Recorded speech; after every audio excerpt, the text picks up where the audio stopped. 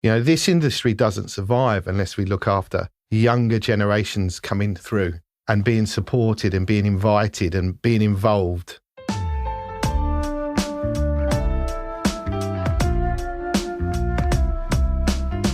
Welcome to the 5THWAVE podcast. I'm Jeffrey Young. Today we have a very special episode for you. In anticipation for the 10th anniversary of the Marzocco True Artisan Café at the London Coffee Festival, we're going to be exploring the specialty coffee trends over the last decade, the turbulence of the COVID era, and more importantly, the bright future we see ahead for our industry. I'm joined here in the studio with industry legend Paul Kelly, General Manager of Marzocco UK and Ireland. Welcome, Paul. Thanks for having me, Jeffrey. I love being in your man cave in Camden, a very, very cool recording studio. Well, it's Serendipity Studios and lots more to come. So, yeah, welcome. Thanks. Well, it's the 10th anniversary of Marzocco's True Artisan Café, something that began at the London Coffee Festival. We're going to be talking about that, but we're also going to be talking about just the coffee industry in general with a guy that's been absolutely a big part of the coffee scene, the artisan coffee scene, for many years. So I wonder, Paul, if you could give us a little bit of background on your career in the coffee industry. Trip down memory lane, Jeffrey. I came into the industry around 2003, worked with Molmar, Food Service Solutions, Aggo and Enzo, for around 8 years, which was a great experience and learning curve. I was introduced to that by Marco Arrigo from Illy. Oh, yes. Which you know very well. So another what a small world. Thought leader back in the day of coffee being slightly different. And then moved into work with Marzocco. We opened an office here in 2011 or 2012, should I say. But very interesting experience watching coffee start in 2008 and really seeing it grow through Shoreditch, through London and then through the UK, predominantly led by Australians and New Zealanders coming over in 2008, 2009, when you had the kind of economic crisis for the rest of the world. But other people could come in and really shake things up and walk into a tea culture, really. There wasn't a coffee culture in the UK then. There was a tea culture with people trying to do coffee. And I think being at Molmar those early days, you could see that change coming, where it stopped being you were just putting a piece of equipment on the bar to make a drink if it was requested. You were actually seeing people build a community and a business around a coffee machine and bring something exciting to the general public or the consumer who didn't really know about speciality, regionality, that sort of experience. Okay, you've seen a lot, and nearly 2 decades in this industry. If we just even look back at even a decade ago, when you were kind of launching the True Artisan Café at the London Coffee Festival, what has changed even in that time? I think the festival, and I have to pay you a compliment here, Jeffrey. I think you launched the festival 2011, which was something that no one had the vision to do. And it was really about consumers, an experience of coming in and trying something new. As someone who worked in the industry, there was a bit of suspicion and kind of, what's this all about? What's a festival? What are we doing here? We'd all done the shell scheme events up until then, and this was going to be something different. And I think you did it so well that first year sparked a lot of interest and passion to step into this. So I applaud you for that vision. Well, I certainly had a young sidekick, which Ludovic, who's many in the room will know, who brought that sort of creative edge to the festival. But how has coffee culture changed in those 10 years? Where was it at then? And even in terms of sort of sales of equipment out across the country compared to where it is today? I think it was a different approach. I think around 2009, 2010, what the Australians and Kiwis brought over was hospitality, but respect for a product and the excitement behind delivering a product. And when they opened their shops, the shops were very basic design. I'm not talking down on what guys did back then, but it was very kind of pallets and coffee sacks because the money was in the equipment and the money was in the produce being exported. And I think, they just changed a lot of perception. I think London managed to go quite quickly and embrace it because they were in an area of Shoreditch that was turned into kind of a media hub because that was the dot-com boom and digitalization. So there was a lot of new businesses there that wanted coffee, wanted bars, but that infrastructure wasn't really available in Shoreditch. So a lot of these people gravitated to these first-time coffee shops that they'd ever experienced. Yeah. And then, it spread out across the rest of the country? Oh, completely. I think there are some great coffee shops all over England and Ireland. And I think it's fascinating to see.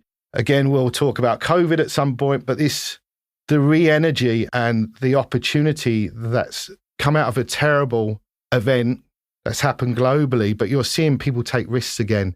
You're seeing people want to open coffee shops, want to do something different, want to be involved in hospitality, but for them to control the narrative. So for them to open restaurants, cocktail bars, coffee shops, which is exciting.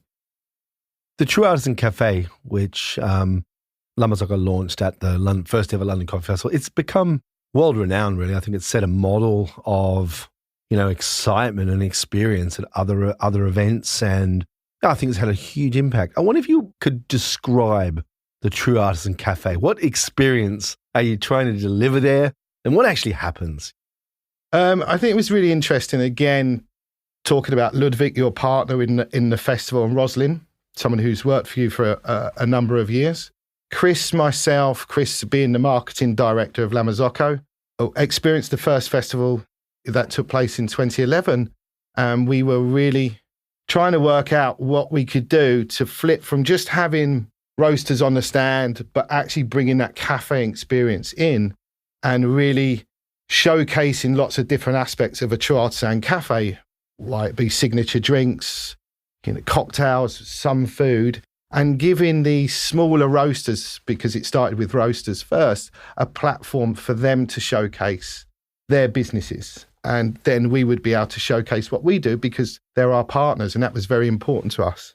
What's great about the festival and what's really important is young people. Yeah. This industry doesn't survive unless we look after younger generations coming through and being supported and being invited and being involved.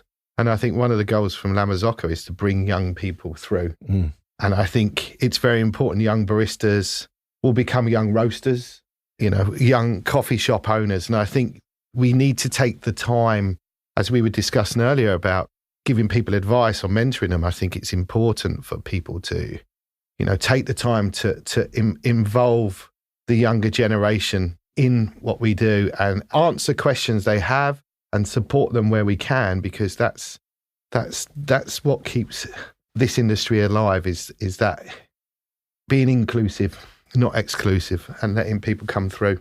Yeah. And as it's grown over the years, now you see roasters putting on their partners. So it's more cafes. It's no longer roasters taking slots, but it's cafes that work with roasters that they want to champion because people are representing their beliefs, their mission statement even more. So it's grown, but the key part of it is hospitality, experience, passion, quality, with a little bit of madness and experience with DJs and bottles being thrown around by cocktail barmen while baristas are working on drinks. So yeah, it's quite an energized event. Great. And have you got any kind of success stories coming up? Does it actually work for your business, first of all? It works for us because we're connecting with coffee shops that are people who have our machines that sometimes we don't get the luxury to meet because they may be gone or sold through a roaster. But I think if you look at the likes of Origin, the likes of Nude, Ozone, coffee roasters, all press coffee roasters, they were all at the beginning of this journey when they were quite small roasters in London, and they started with the True Artisan Café, and their success stories, I'd say, evident to most people within or who enjoy the industry. Yeah. And what has surprised you most about this True Artisan Café? Anything that's going to go, wow, that was There's many, many things that have surprised me at the festival, Jeffrey. I don't know if this is the time to talk about them. Go on. But I like the energy that people bring to this industry and to the festival. You know, how they show up is very important. And the passion they put into the delivery of a coffee, of a cocktail, of a donut. You know, it's remarkable the thought process that's put into this, but then also the delivery from when they're behind the bar. And, you know, I'm excited about being back on the festival floor in the next few days or few weeks, whenever this goes out. But I think it's really important for us to get back on the show floor, back in an environment. Has to be safe. We have to manage people's confidence, but we have to move forward. And I think that's important. And what can we expect to see from La Marzocco this year at the London Coffee Festival? I think the Roasters Village, which is another thing that we've worked on with Allegra in the past, will be very exciting for a lot of new roasters that are coming to the scene. The True Artisan Café will be, I think, a bit more spirited and passionate, because people have missed the opportunity to do it. 2020 didn't happen, so there's a lot of excitement.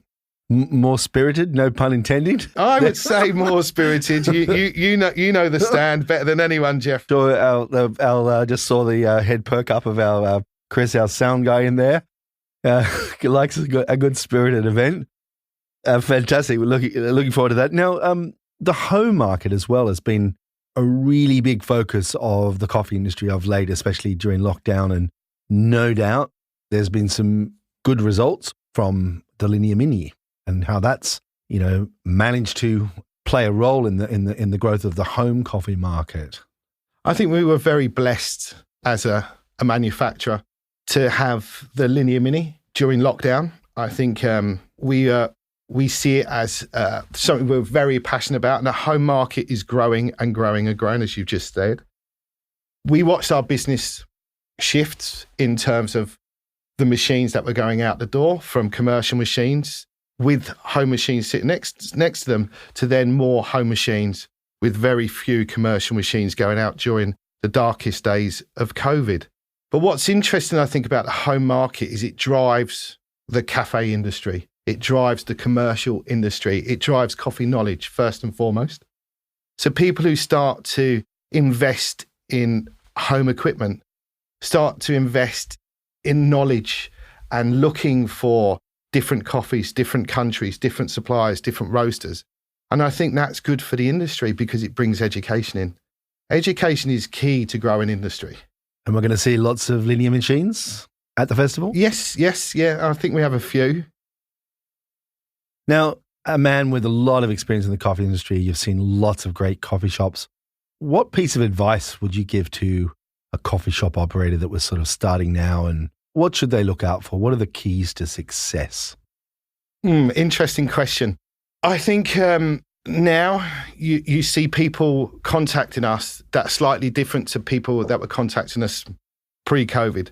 There's a lot more research being done. There's a lot more studying the produce, simplifying the offer, which I think is important. You don't need to be all things to all people. You just need to do what you believe in well. Yeah. And I think that's key. Focus on, where you are, your customer base around you, what produce is available. I think what's interesting is sustainability, mental health, and people staying local has been something that's really become more and more apparent during COVID. And I think coffee shops have been so important for people to be able to manage the COVID pandemic because they were local. A lot of people live on their own. Their interaction could have been just walking to a coffee shop and speaking to a barista and ordering a latte. We talk about essential workers from lots of different industries. And I think we need to look at that for baristas as well, because they went to work in the smaller towns, villages. They went to work every day. They made coffee every day. And in strange environments, people coming in with masks, doing it through a hatch, trying to do different things. But they were there listening to people and talking to people on a daily basis. We at La Marzocco talk to them as barista heroes. We're doing some marketing around that at the moment to try and award a barista hero, not just for their latte art or their coffee knowledge, but for how customers feel about the support mechanism they were there for them. And I think that's important. So for me, I think a coffee shop opening now really needs to employ the right people, employ nice people. You know, you can teach nice people coffee skills, invest in the people and invest in the produce and stay as local as you can, really, in what you do. What do you love about working in the coffee industry? The people and the passion. You know, we as a machine manufacturer are very lucky. We build a machine, but our machine is part of a community and things happen around that machine. Ideas are shared, discussed, people connect, people look after each other all over a coffee. And when that coffee is made from our machine, it's stunning to know that you're involved in that. If you think about how people communicate through their phone, it was really interesting. I watched someone the other day. They didn't write a text. They actually just spoke the words into their phone and it was written and then sent. And it's like, you know, there's a way of it changing. People are trying to, you know, slowly decline or step back from active communication. And I think cafes are the last bastion, and restaurants where people go in and there's eye-to-eye contact, there's a communication, there's an exchange, and there's just an experience. And it's really important that cafes stay the distance and do that in a way. And I think that's something that's very special. True hospitality. And you know, the growth of this industry has been phenomenal, but it's never lost its core values to me, which are the true artisan is someone who cares about food, cares about coffee, cares about wine, cares about love and putting love into something that they serve. And I think that's important, because if you lose your love for something, then you shouldn't really do it. You should either take a break or step away. And I think we're lucky enough when we do the festival to see how much love is still coming into this industry and how much passion is going into the drinks that are being made. Just got one final question here. We end this episode of Fifth Wave usually with a piece of music from the Coffee Music Project. You were formerly in the music industry. Tell us a little bit of that, and I'd love to hear your final thoughts of maybe some of the parallels between coffee and music. You know, working in the music industry was very interesting. It taught me a lot. Taught me a lot about environments, community. Again, I keep using this word, and maybe I should look for something else, but it's the right word. Where you're on the road with bands, you're dealing with people coming in and having an experience. And when you step into the coffee industry, I think it's kind of the same. Coffee shops have fans. Coffee roasters have people that follow, you know, different roasters, their favorite roaster. And I think it's about a commitment to an experience. When you make music, you want people to connect with it and have an experience. When you make a coffee, when you make a plate of food, you want people to connect with it and have an experience. So there's kind of similarities in that. And I like that. I think, again, going back to it's the love of what you do and why you do it. What a way to end. Paul Kelly, thanks for joining us here today on Fifth Wave. Thank you very much. It's been a pleasure. Thank you. And that's all this week for the Fifth Wave podcast. Please subscribe to Fifth Wave wherever you get your podcasts. And we'd really appreciate a good rating if you enjoyed this show. And also get in touch and tell us what topics are important to you so I can make the show more relevant to you and to your business. You can follow the link in the show notes to worldcoffeeportal.com/fifthwave.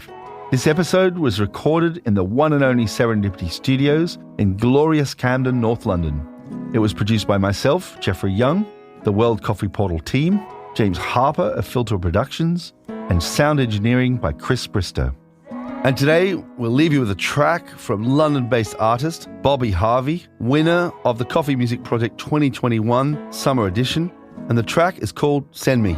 Have a great week, and until next time, stay safe and stay caffeinated. Open up want myself to your sound. Didn't think I'd ever be found. Walking different cities together, we are just an ocean apart.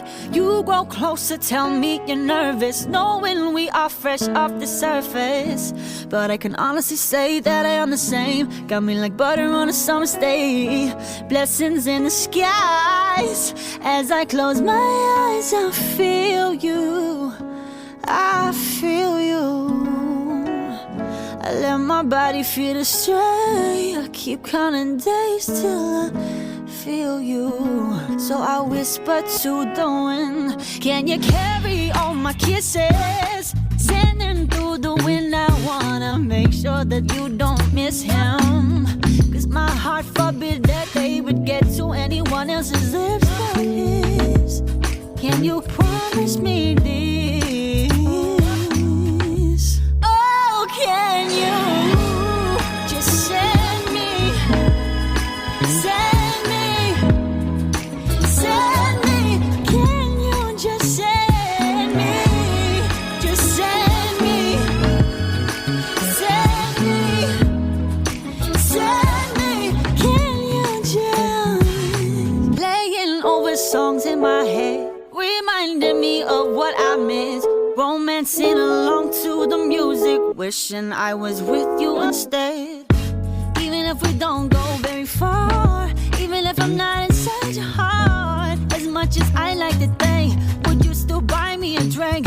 If you see me at the bar when you knew that I was on a mission to be seen by you. So can we get a drink or two? Cause I can think of only you, only you. Can you carry all my kisses? Sending through the wind, I wanna make sure that you don't miss him. Cause my heart forbid that they would get to anyone else's lips but his. Can you promise me this? Oh, can you send me, send me, send me? Can you just send me, just send me, send me, send me? With my head up in the skies, I whisper to the night. I ask if you are mine. I ask if you are mine. I ask if you are mine. Can you carry all my kisses? Send them through the wind. I wanna make sure that they don't miss him. Cause my heart forbid that they would get to anyone else's lips but his. Can you promise me this?